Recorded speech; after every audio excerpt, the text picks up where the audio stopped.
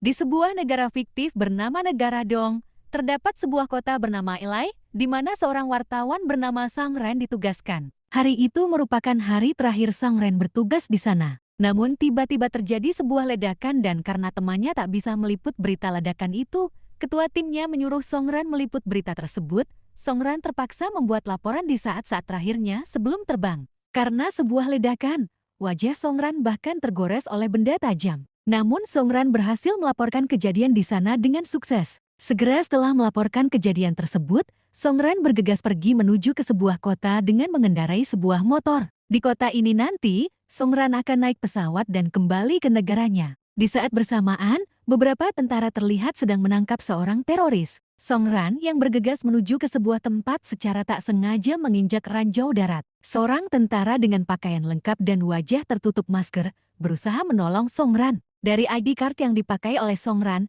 tentara bernama Li Zan itu tahu kalau Song Ren adalah seorang wartawan yang berasal dari Tiongkok. Setelah memutus kabel ranjau tersebut, Li Zan kemudian mengajak Song Ren berlari dari lokasi itu. Ranjau itu meledak tapi Song Ren dan Li Zan berhasil selamat. Song Ren tahu kalau nama penolongnya adalah Zen setelah mendengar beberapa tentara lain memanggilnya. Setelah memastikan semuanya aman, Li Zan kemudian mengantarkan Song Ren menuju kota yang akan menerbangkannya kembali ke Tiongkok. Song Ren sedikit kecewa karena Li Zan tidak naik mobil yang sama dengannya. Setelah sampai di pusat evakuasi, Song Ren terkejut ketika melihat sebuah gelang berwarna merah terkait di tas miliknya. Rupanya ketika menolong dirinya tadi, gelang milik Li Zan tersangkut di tasnya. Namun Song Ren tak punya kesempatan mengembalikan gelang tersebut karena Li Zan terlalu sibuk dengan tugasnya sebagai tim keamanan. Namun Li Zan menyadari kalau gelang miliknya terbawa oleh Song Ren ketika melihat Song Ren melambaikan tangan ke arahnya. Singkat cerita, Song Ren akhirnya kembali ke Tiongkok. Song Ren mengunjungi rumah ayahnya yang sekarang tinggal bersama ibu tirinya dan adik perempuannya. Song Ren terus mencari informasi tentang seorang sukarelawan dari negeri Tiongkok yang sedang bertugas di negara Dong dan bernama Zan. Tapi dengan hanya bermodal nama Zan saja,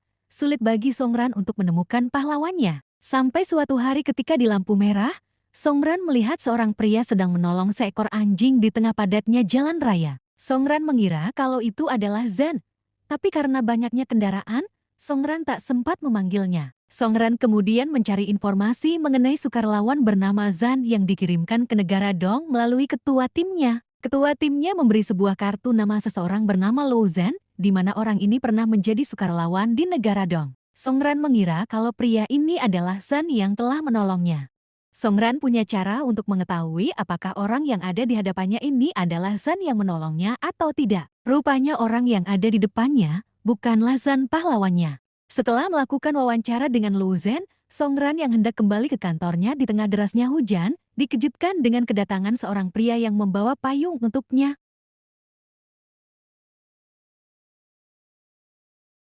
Rupanya upaya Song Ren menemukan Li Zan tidak sia-sia.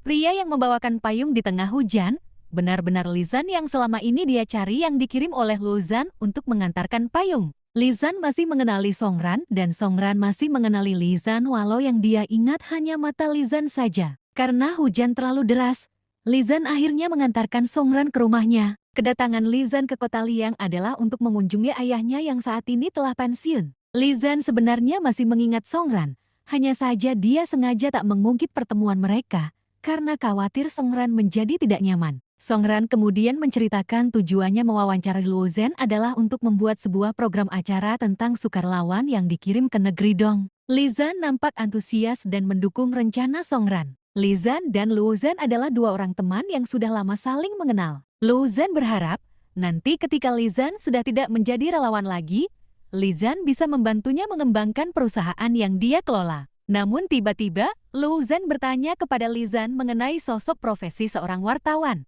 Menurut Li Zan, seorang wartawan adalah seseorang dengan pengetahuan luas dan cukup pemberani. Tapi Lo Zan tidak memberitahu lebih lanjut kenapa dia tiba-tiba bertanya mengenai masalah ini. Di sisi lain, ketua tim bernama Shen Bei ini merasa kesal karena video tentang negara Dong milik Song Ren disukai banyak orang dan membuat manajer tim menyuruh mereka berdua membuat proposal untuk bersaing dalam topik video yang akan ditayangkan bulan depan. Song Ren dengan alasan ingin mengambil mobilnya dan mengembalikan payung milik Li Zan, sengaja mendatangi kantor konstruksi Hengxing dan bertemu dengan Li Zan di sana. Saat Lizan bertanya apakah gelang merah miliknya masih disimpan oleh Songran, Songran bilang kalau dia masih menyimpannya tapi hari ini dia tidak membawanya. Songran kemudian menceritakan rencananya untuk menyusun sebuah buku berisi tentang kisah negara Dong yang belum sempat ditayangkan di televisi. Songran pun ingin mewawancarai Lizan sebagai salah seorang narasumber. Keduanya kemudian bertukar nomor telepon untuk membuat janji temu selanjutnya.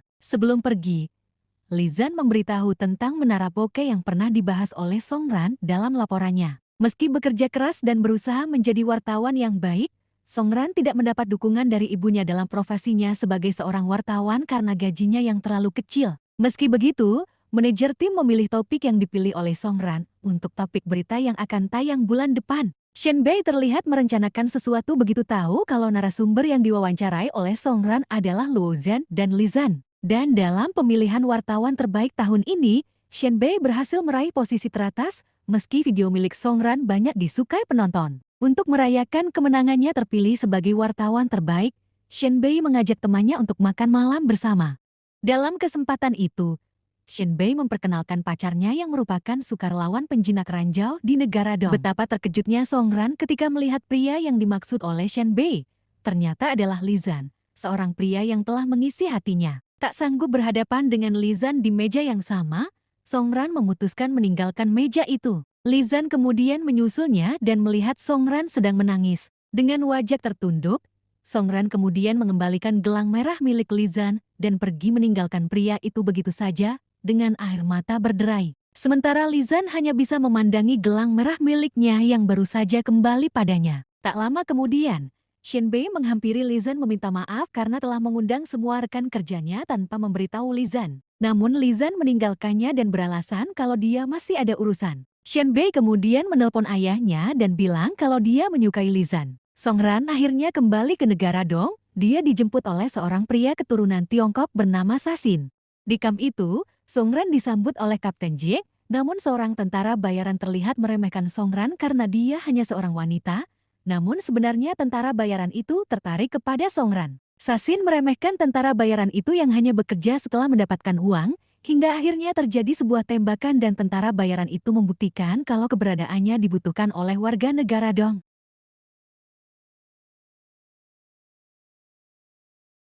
Tak terasa, sudah 2 bulan Songran berada di negara Dong. Karena listrik di tempat tinggalnya mati, Songran meminta izin kepada Kapten Jiang untuk menyiram rambutnya dengan air cucian beras.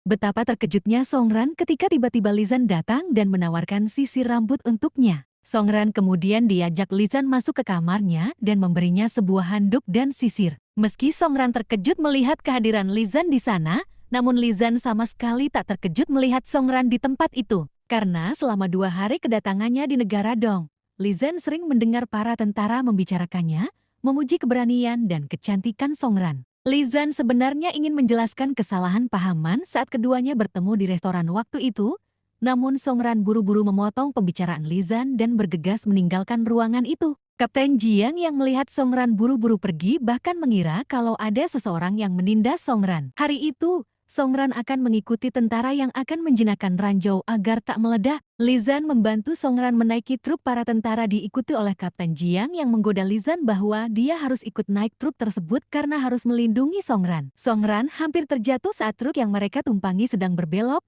Songran sedikit canggung saat dia berpegangan pada tangan Lizan karena mengira kalau Lizan benar-benar pacar Shen Bei. Karena lantai truk basah, Lizan bahkan memberikan sebuah kain untuk alas tempat duduk Songran. Sepanjang perjalanan, Songran hanya bisa mencuri pandang ke arah Lizan, sementara Lizan hanya tersenyum menyadari kejadian itu. Kali ini, para tentara akan membersihkan ranjau di sebuah kebun, di mana kemarin sepasang suami istri ditemukan meninggal dunia karena menginjak ranjau di sana. Lizan memasangkan jaket pelindung ke tubuh Songran yang akan merekam apa yang mereka lakukan. Seorang tentara melaporkan kalau ada tali pemicu ranjau di sana yang akan meledak begitu seseorang tersandung di sana. Lizan segera mendekati area yang dimaksud dan menjinakkan ranjau itu. Sementara Songran dengan penuh kecemasan merekam apa yang dilakukan oleh Lizan. Begitu selesai, Lizan langsung menghampiri Songran dan menjelaskan apa yang harus dilakukan untuk menangani granat tersebut. Karena terdapat retakan pada granat itu, dengan persetujuan Kapten Jiang, Lizan memutuskan meledakkan granat tersebut di tempat itu. Tiba-tiba seorang dokter datang dan memaksa masuk ke desa itu karena dia harus mengambil penawar racun ular untuk salah seorang pasiennya. Lizan dengan gagah berani menawarkan diri mengambil serum itu karena dia merasa kalau dialah yang paling cepat di antara teman-temannya. Namun tiba-tiba sebuah ledakan terdengar dari arah tempat Lizan berada, membuat Songran menjadi khawatir. Namun tak lama kemudian Lizan muncul dan membawakan serum yang dokter Pi maksud. Saat perjalanan mereka selanjutnya, pasukan itu bertemu dengan seorang kakek tua, dan mereka pun menyapanya. Lizan nampak menaruh sejumlah uang di atas keranjang yang dibawa kakek itu, membuat Songran yang melihatnya semakin mengaguminya. Saat kembali ke barak mereka, Songran melihat seorang anak laki-laki sedang merebut barang milik seorang gadis muda. Songran segera mengambil cincin di tangan anak laki-laki itu dan memberikannya kepada gadis itu. Tapi sebenarnya mereka hanya sedang bermain dan cincin yang mereka perebutkan adalah hadiah pernikahan dari ibu sang gadis. Dan Lizan sudah mengenal gadis ini sebelumnya karena Lizan pernah memberikan kalung miliknya kepada seekor anjing yang diberikan kepada Sia. Songran kemudian mendatangi Kapten Jiang untuk melakukan wawancara mengenai penjinakan ranjau yang mereka lakukan hari ini. Namun Kapten Jiang menolak dan menyuruh Songran mewawancarai Lizan saja yang merupakan ahlinya di bidang itu. Begitu mereka siap untuk wawancara, Songran justru menjadi gugup karena Lizan terus menatapnya. Songran nampak terbata ketika bertanya apakah Lizan akan berhadapan langsung dengan pemberontak bersenjata. Lizan menjelaskan kalau sebagai sukarelawan, tugas utamanya sebenarnya melatih tentara menjinakkan ranjau. Tetapi Lizan sudah mempersiapkan mental jika harus menghadapi situasi seperti itu. Setelah selesai wawancara, Lizan membantu Songran merapikan peralatannya.